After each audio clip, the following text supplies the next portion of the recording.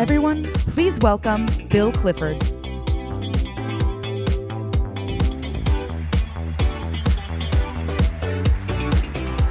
Hello, Unreal Fest. Welcome back. I hope you guys have been having a great time so far. I thought we'd end on a high note. You've seen, oh, no pun intended. You've seen how real-time 3D and the Unreal Engine are driving new forms of storytelling, unlocking new methods of creation, collaboration across all industries. Our special guests today are the perfect duo to talk about what this means for artists and what this means for the future of entertainment, because they do it all. Put your hands together for Snoop Dogg and Cordell Broadus.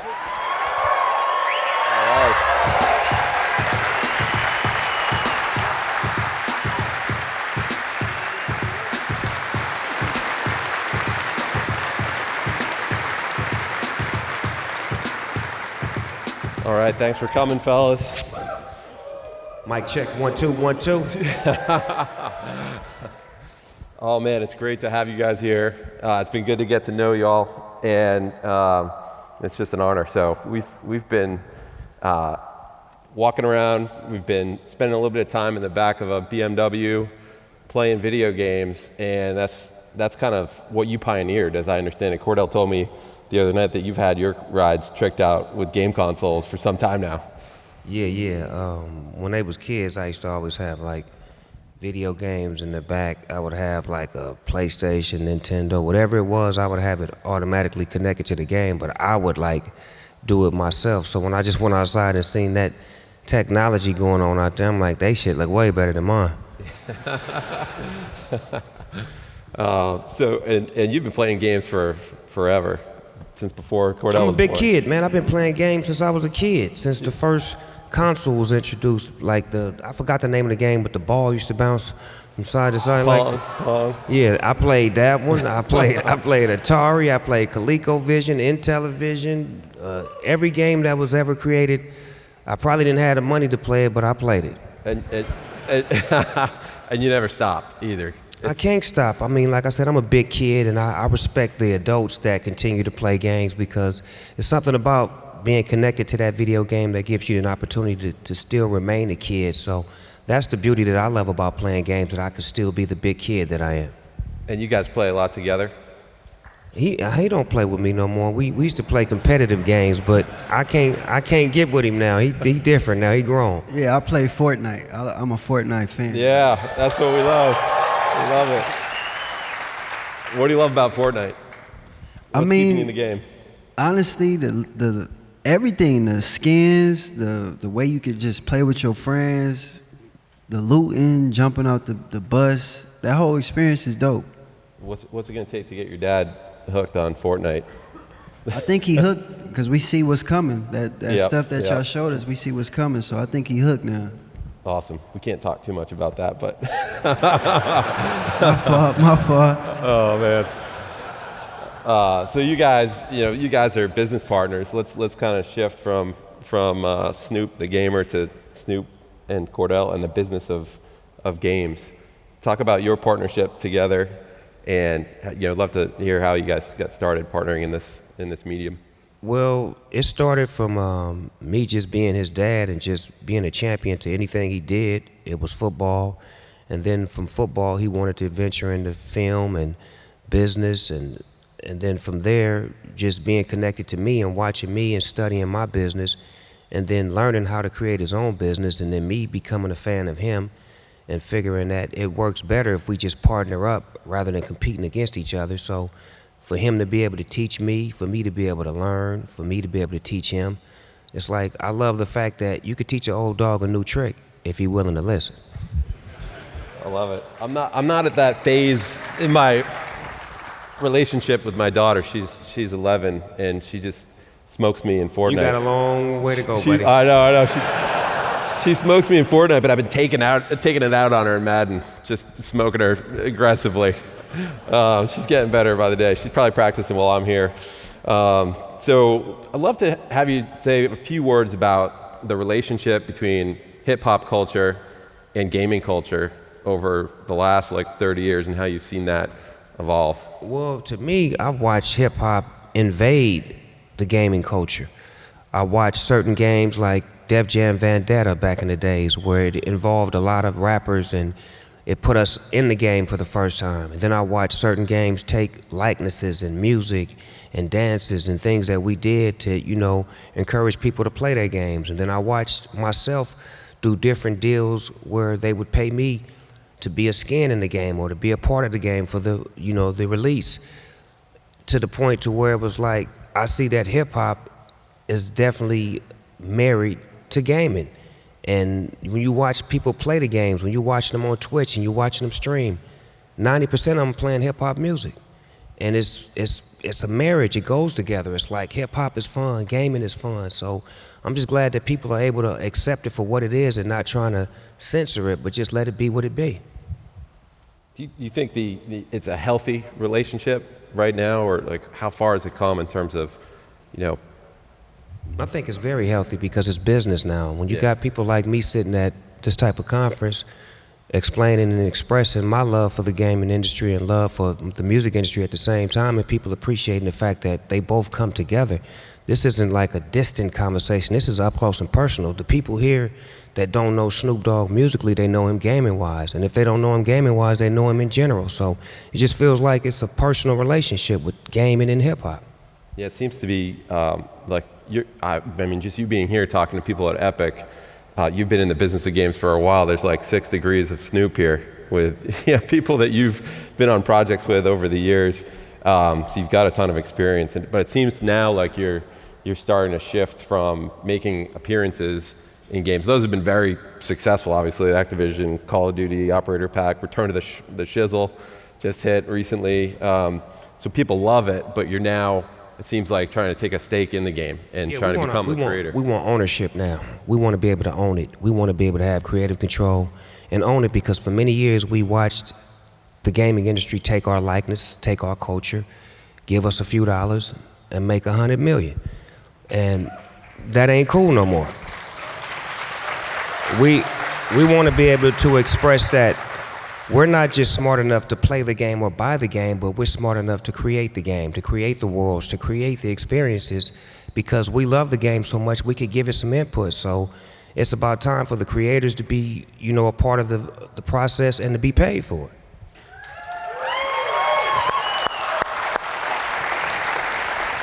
You and Cordell have done a lot of experimentation in the metaverse. Cordell, I know that you've been looking out for a lot of these partnerships and helping your dad, strike deals and experiment. And so you've got Snoopverse and Sandbox, Dr. Bombay, even recently launched an AI chatbot where I think you're with Meta, and I think you're a dungeon master.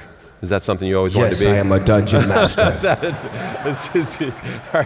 Is that peak Snoop? Is that where you're always aspiring to be? Say, man, I'm trying to be ahead of the game. I ain't trying to be behind it. You know what I'm saying? I don't want nobody to try to make no AI before I get a chance to. Slow down. What's worked? Like what surprised you in a lot of those ventures? What's worked? What hasn't worked? What have you learned? Well, my teacher right here in the metaverse gaming world strategically puts me in great positions. Like Cordell and his team always give me information on what I should and shouldn't be doing. So I feel like he should speak to that, because he's the one who makes me look good. I'm just the one that look good in front of y'all, but it's really a process to this thing. So it's not easy winning him over and getting him to say yes. Like, even though this is my dad, it's not easy, like, ever. Like, he always question it, he always fight back, and he's extremely hard-headed. But it's a perfect relationship because we got 2 different perspectives. You got the 50-year-old perspective and the 25-year-old perspective, and we try to meet each other in the middle and bring diverse creators to what we're trying to build. I think to broaden the narrative of what gaming is and what it could become. Let's talk about what you guys are doing with Death Row Games. Obviously, everyone knows Death Row Record and the influence that had on hip-hop culture and global culture. How do you see that translating into the games industry? Well, first of all, Cordell and my good buddy Ted Chung told me, "Pops, I don't care what you're doing, you flying out to New Orleans to go do this unreal whoop-de-wop boop-bop Because we finna start Death Row Games. So the idea is right here. So Cordell, tell them what we thinking. Hold on, what'd you call it? Unreal? The whoop boop bop. Is that the new name? Are we rebranding? Are we? I mean, we definitely want to do something in the Fortnite creators world, like definitely, just low hanging fruit, and then from there we want to just, partner with partners like Epic and Unreal, and let the experts guide us on where we should be going. Like, we bring the culture, we bring the eyeballs and the awareness. We don't know this gaming stuff. We are gamers, but we don't know the technologies of it. So we just want to sit back and learn from the experts. But the creation process, you're artists. You've got a room full of a couple thousand people, I think, in here. Many of them are professionals in film and games, and many of them are Fortnite creators who are kind of just getting started. But they're here because of the democratization of creation tools and direct access to audience, and a lot of that's happening in Fortnite through Unreal Editor for Fortnite, and we're creating a real economy. And so, how do you think that you can influence a lot of these creators and help them in the business of creation? What I would say is, if you made it to this room, you're doing a good thing and you're doing the right thing. And don't stop what you're doing. Keep being original, keep being unique, and keep being edgy. Live on the edge. Tomorrow's not promised. Live for today. Keep doing it.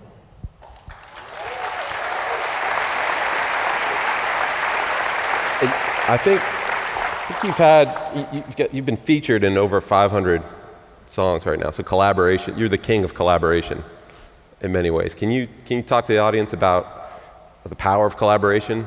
Yeah, when I first started making music, I was with Death Row Records, and we was always in-house family. If it was Death Row, we was rapping, but anybody outside of Death Row, I couldn't rap with them. When I left Death Row, I joined No Limit Records, which put me down south in Baton Rouge, Louisiana, in New Orleans. So I was able to rap in the South. I was able to pick up a whole new fan base. Then when I left No Limit, I got with Pharrell, got back with Dr. Dre, so I was able to go to Virginia. Then I did songs with Katy Perry, songs with Calvin Harris, and songs with David Guetta. And what I started to understand was when I started doing these songs outside of America with these artists that were outside of America, my fan base would grow times 10. I would get a whole new awareness of who I was, and people would research me based off of this one song, and they would go find my whole discography and find out who I was as a person and as an artist. So it gave me the abilities to translate my music to different parts of the world and to different people. So being able to collaborate sometimes gives you the ability to go off into another world that doesn't exist for you, or to present your world to people who never knew about it. So collaborating is key. Continue to collaborate if you can. Reach out to as many people that you love and tell them that you love them, and love making projects with them, because one day they may become classic.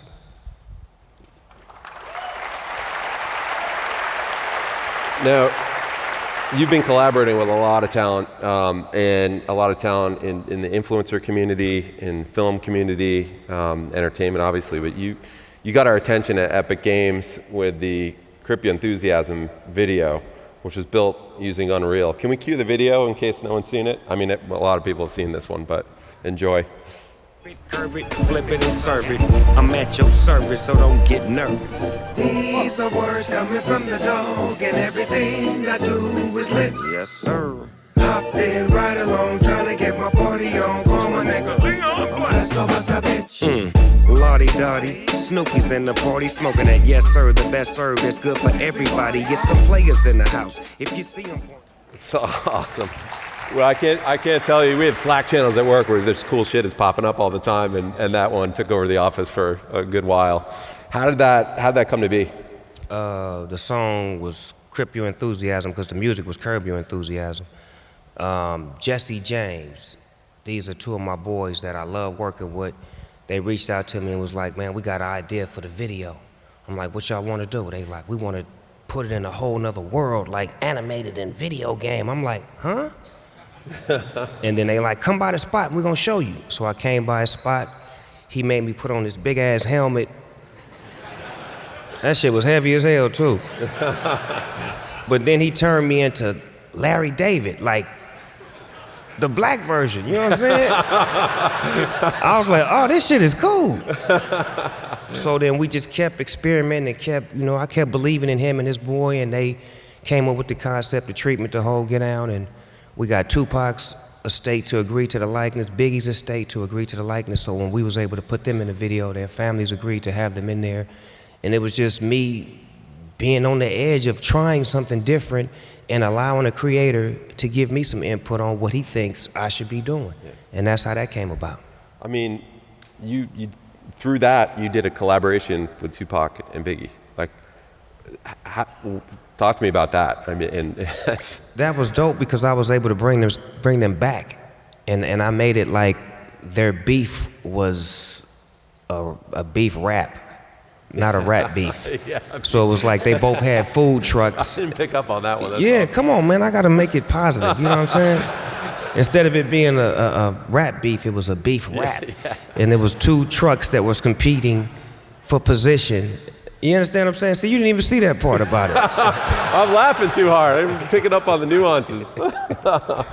You gotta watch it again, dog. Yeah, I'll watch it again and again and again. So that's Jesse Wellens and James DeFino of Astro Project, and those guys have been doing a lot of fun experimentation with the engine. I think we gave them a new toy, and now they can't stop, right?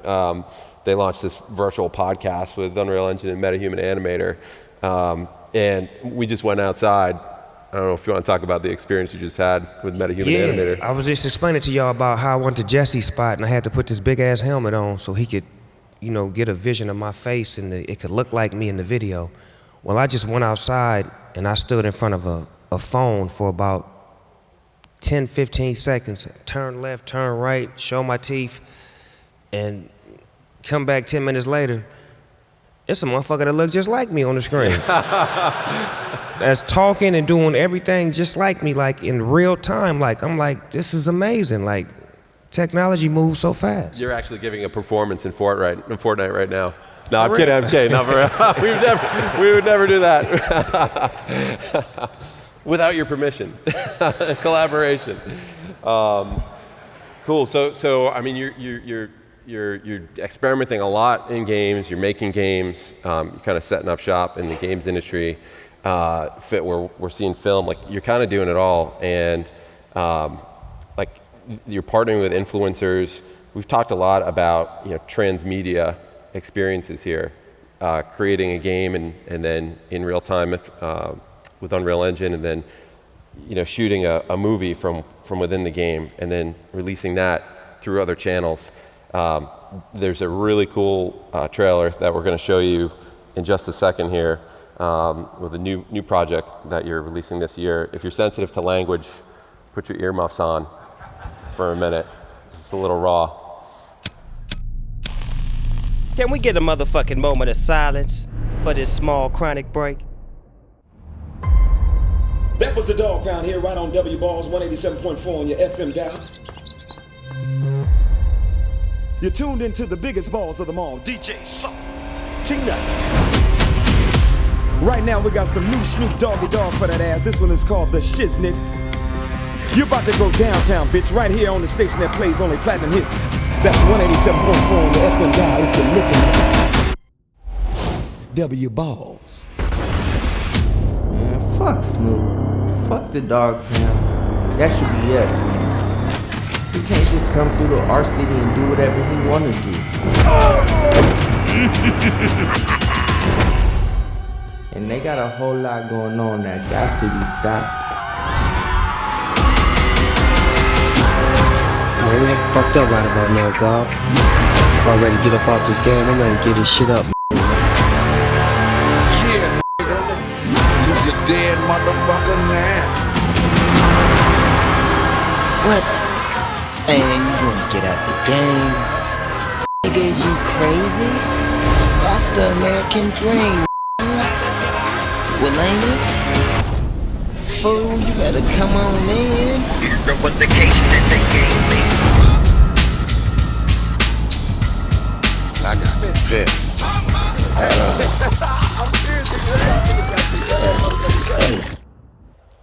All right.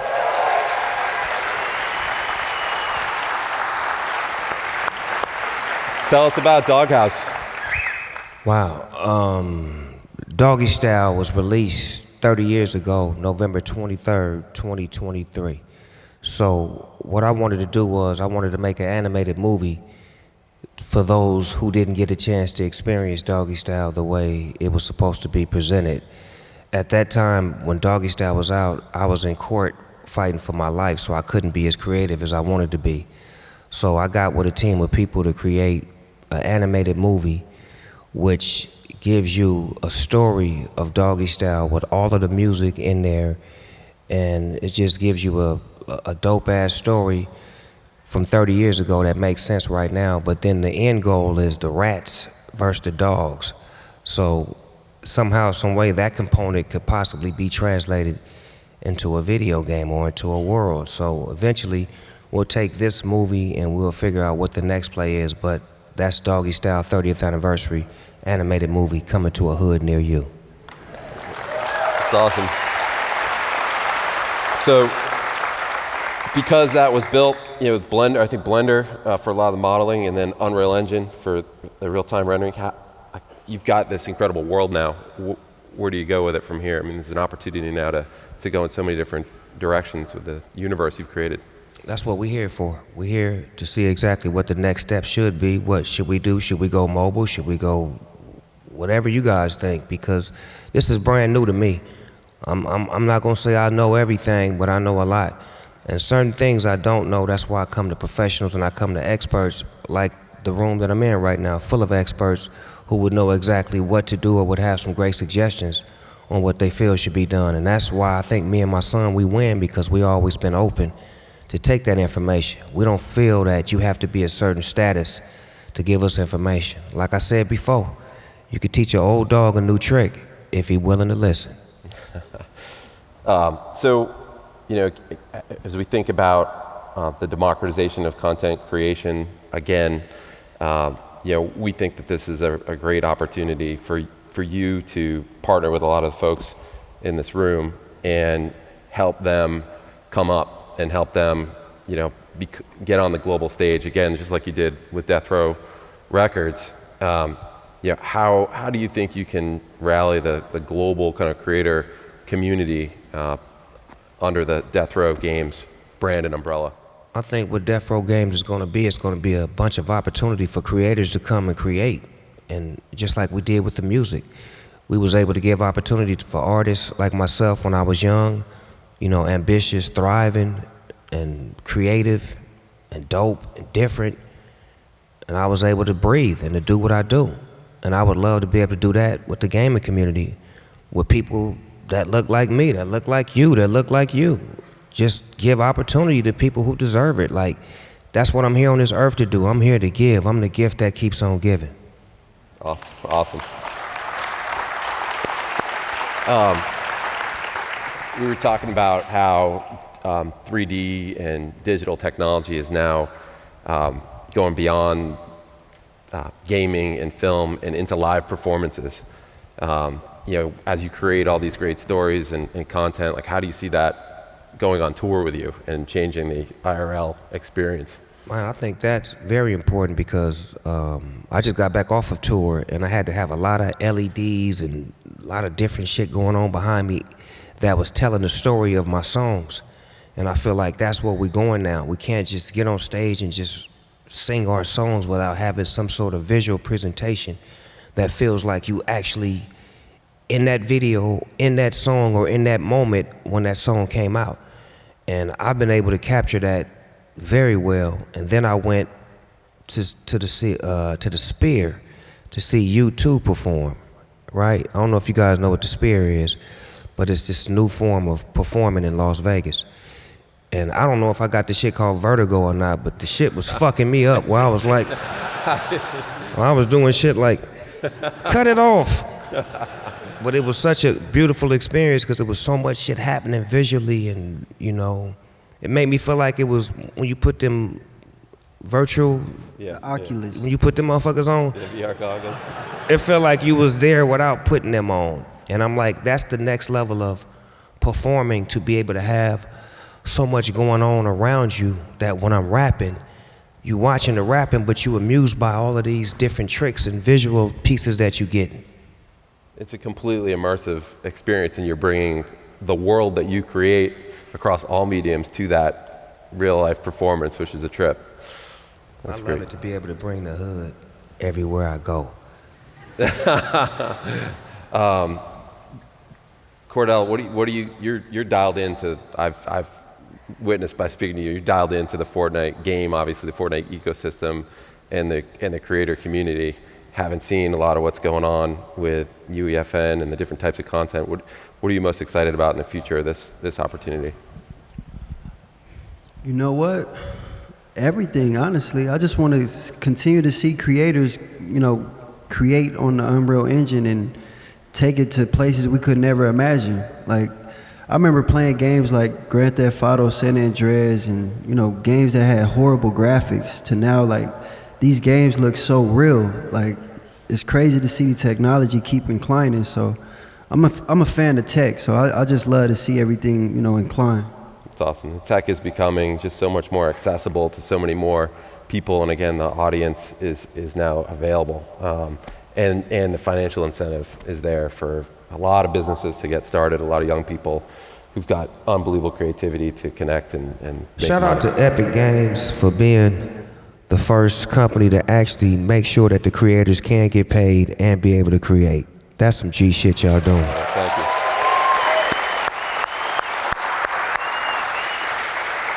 That's kind of a mic drop moment from my perspective. It's just a system that we fighting against out there, whether you guys know it or not. And for them to do that is a real to the system. So I could applaud that. I like that. I like to see people fighting the system every day. That's great. Thanks. Appreciate that. We gotta play Fortnite together. We gotta get a squad. I'm a dog too. My last name's Clifford.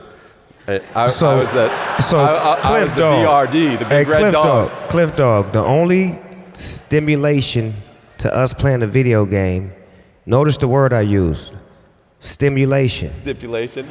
I didn't say stipulation. I said the only stimulation is it has to be in my green room. Nice. All right. I'm Notorious BRD1, Notorious Big Red Dog 1. That's my gamer tag. I got you, baby. All right, fellas. Well, really appreciate you guys coming out. This is a great conversation, and it's been awesome getting to know you.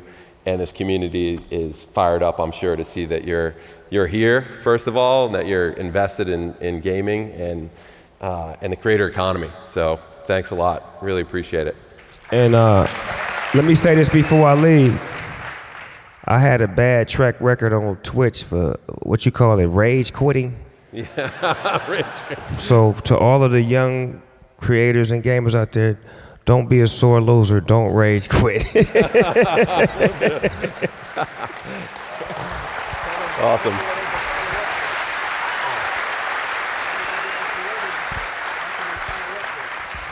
You tell them, Dirt. You telling me to tell them. You tell them. Any creators in here that want to follow up with myself and Dog, the email is champ@sharesticks.com. CHAMP sharesticks STIX.com. So we would love to hear from all creators in the room, developers. We just launched Death Row Games. We're looking for young, diverse creators to help us really grow this and build it. Awesome. All right, guys, that's a wrap. Thank you so much for coming. We'll talk soon. Let's take a picture.